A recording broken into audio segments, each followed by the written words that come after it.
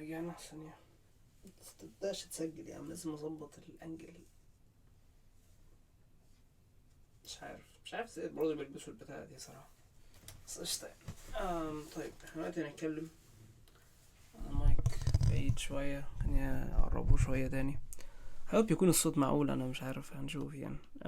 هنتكلم عن ايه النهاردة؟ هنتكلم عن اللينير ترانسفورميشن اللي اتكلمنا عنه شوية المرة اللي فاتت، بس وحتى انا عديت له سنيك بيك شوية في الحتة بتاعت اللي هو لو عندك some sort of transformation ممكن تعبر عنه بماتريكس ومش عارف ايه. انا هنتكلم بقى عن الحتة دي دلوقتي يعني. طيب ايه هو linear transformation in simple forms؟ linear transformation هو عبارة عن function. الفانكشن دي بيدخل لها فيكتور وتطلع لك فيكتور. موضوع بسيط يعني. طبعا كل حاجة بتبقى عارفة يعني. أول لما تكون قاعد في أي درس ولا حاجة والدكتور يديلك بالجملة دي إن الموضوع بسيط مش عارف ايه، أعرف إن في حاجة مخيفة جاية يعني. بس لا، هو الموضوع فعلا بسيط يعني، ومن الطرق الجميلة اللي احنا يعني نتخيل ده بيحصل. أنا مثلا عندي فيكتور هنا، والفانكشن دي مثلا بتاع مثلا شوت اوف تشينج، فأنا مثلا كان عندي فيكتور عامل كده، فلما لو دخلت الفيكتور ده للفانكشن بقى مثلا بقى عامل كده. فيوجد متخيل ان هو في some sort of motion، ان هو يعني كأنك بتاخد الفيكتور وتحركه هنا. فده ده اللي الفانكشن بتعمله يعني. أم، فلو فكرت في الفانكشن دي في linear transformation بقى، هو يعني الفانكشن هي فانكشن بتدخلها فيكتور لها فيكتور. طب هنا عندي يعني زي ما قلنا عندنا سبان، يعني عندنا مجموعة فيكتورز كبيرة جدا ودخلتهم على فانكشن. الفيكتورز كلها تتحرك، يعني تخيل مثلا عندك فيكتورز كتير، سوري يعني نرسمهم بالازرق. تخيل في some sort of rotation linear transformation مثلا. فكل الفيكتورز اللي كانت هنا اللي هي مرسومة هنا دي for example يعني، كلهم لما تدخلهم في الفانكشن دي هيطلعهم كلهم هنا بالروتيشن بتاعهم بقى ال whatever يعني ايه اللي يشابههم يعني.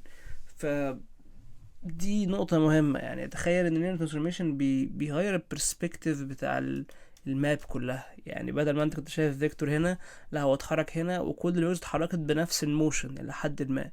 فكأنه بيشفت البرسبكتيف كله بتاع الماب، رغم ان الفيكتور تكنيكلي هو ما زال نفس الفيكتور. يعني انت لو عملت الانفرس ترانسفورميشن هيرجع تاني، انت ما خسرتش الانفورميشن، بس انت بس كأنك غيرت زي ما قلنا، زي ما حتى كجود اكزامبل يعني غيرنا البيسس. هو ده اللي بيحصل تكنيكلي يعني. احنا اللي عملناه ان احنا جاست شوف يعني حطينا اي وجي جداد وبدلناهم. هو اكشلي هو ده اللي بيحصل يعني. ده اكشلي نايس سيجوي يعني، قلتها بالصدفه. بس يعني احنا كنا بنتكلم ان احنا مثلا عندي بيسس مثلا 1 1 و 0 2 مثلا. فلما عملنا كده فاكرين لما دخلت فيكتور في الاي والجي طلع في مكان مختلف ورسمت الاتنين جنب بعض. فهو كده حصل some sort of motion في transformation حصل، فده يعتبر linear transformation. طب وانا قلت لكم بقى ان احنا ممكن نكوندنس المعلومات دي او الترانسفورميشن دي في ماتريكس، فاللي احنا هنتكلم عليها دلوقتي. طب بيست على الاكزامبل اللي احنا قلناه، كان في نقطة مهمة احنا ايه اللي اهتمينا بيه في نحط المايك هنا وخلاص. وده شكله عامل ازاي؟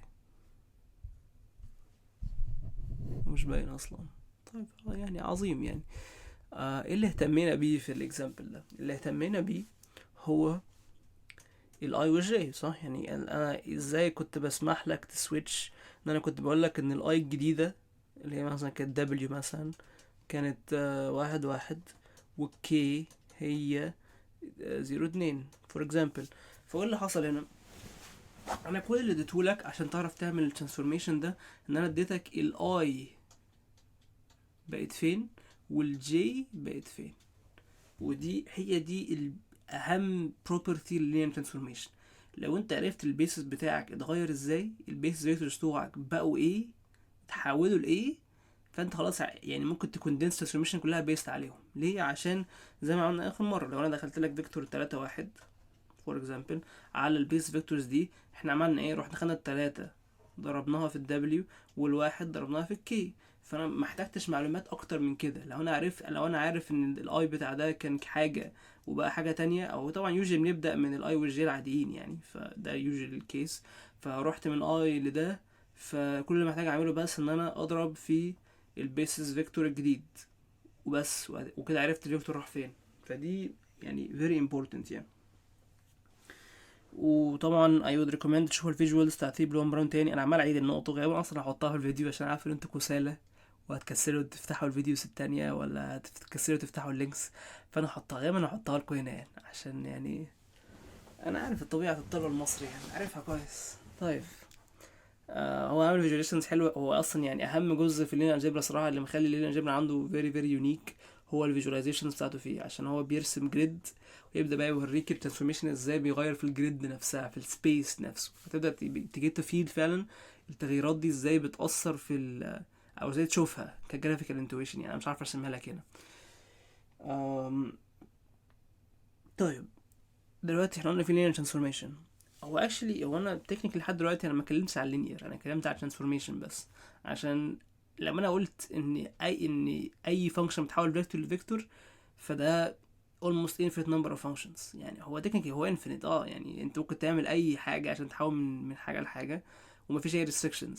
لما تزود كلمه linear انت بتزود 2 restrictions. الريستريكشن الاولاني يعني دي حاجات اللينير يعني ان هو يبريزيرف يحافظ على حاجتين،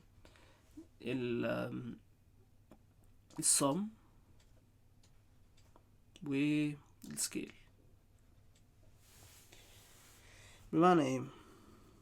بمعنى ان لو ده الانفورميشن بتاعنا اسمه ال of v plus w هو ال v plus ال w، والسكيل اللي هو نفس يعني حاجة شبه برضو اللي هو L of S V. S ده اللي هو سكيلر بيساوي S في L of V.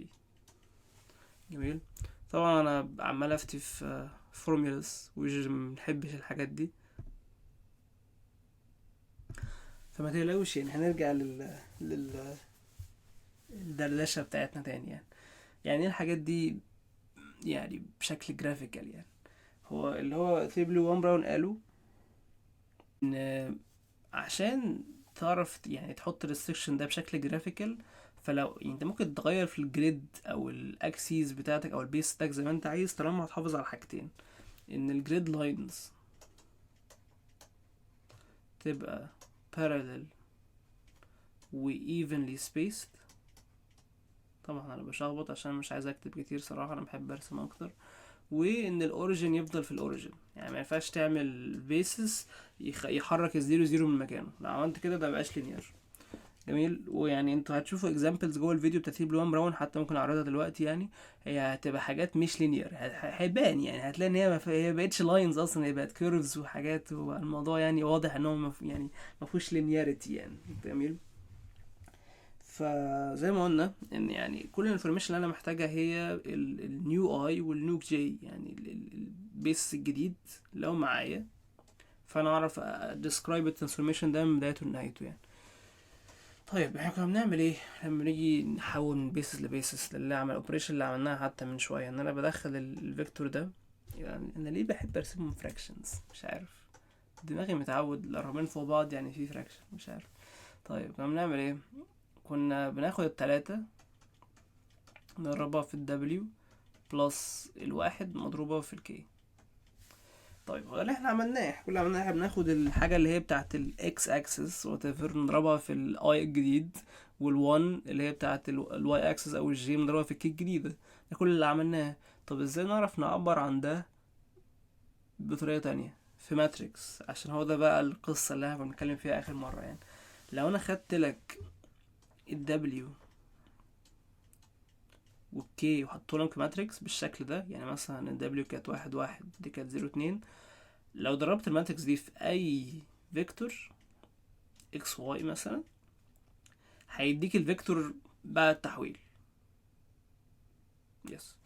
يعني خلينا نحسبها. طبعا انتوا يعني انا ما شرحتش ماتريكس ملتبليكيشن بتعمل ازاي ومش شرحتش الماتريكس فيكتور ملتبليكيشن بتعمل ازاي، بس هو ده يعني احنا اوريدي شرحناه الى حد ما. يعني لو تخيلوا فيها بسم شوت اوف ريفرس انجينيرنج، يعني احنا عارفين اللي هيحصل، فتعالوا تخيل نبص يعني ازاي الموضوع بيحصل ستيب باي ستيب. هنا 1 1 هنا 0 2 وهنا 3 1. احنا كنا بنعمل ايه؟ ده الدبليو وده الكي، فاحنا بنضرب التلاتة نعملها بلون تاني. بنضرب التلاتة في الاي الجديد، وبنضرب الواحد في الكي الجديد ونجمعهم. هو ده اللي بيحصل حرفيا، هو ده الماتريكس ملتبليكيشن بين فيكتور وماتريكس. تلاتة في 1 بلس واحد في 2. طبعا لو ضربت دول بعض يطلع نفس الفيكتور بتاعنا قبل كده اللي هو كان 3 8 باين 3 6 3 6 3 و2 لا 3 5 في ايه، مش عارف احسب. اعذروني يا شباب، انا عارف ان عيب يعني ان انا ابوظ الحاجات دي، بس انا برضو لفيت كتير واتمشيت كتير النهارده يعني. اللوفر والايفل تاور كانوا متعبين صراحة في النظر اليهم، كان متعب للعين يعني، فاهم يعني، بيستهلك طاقة كتير يعني. ماشي. ف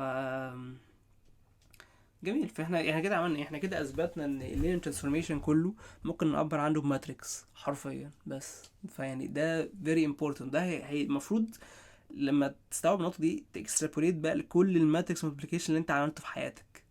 اي ماتريكس ضربها في فيكتور كأنك بتاخد الفيكتور ده وتعمل له linear transformation.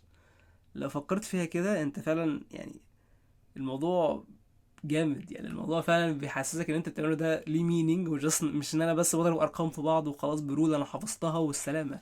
يعني فعلا بيدي مينينج، والمينينج ده بيحسسك ان انت بتعمل حاجه مفيده في حياتك ومش عارف تعملش حاجه، وتش طبعا شعور حلو يعني اظن يعني لمعظم الناس.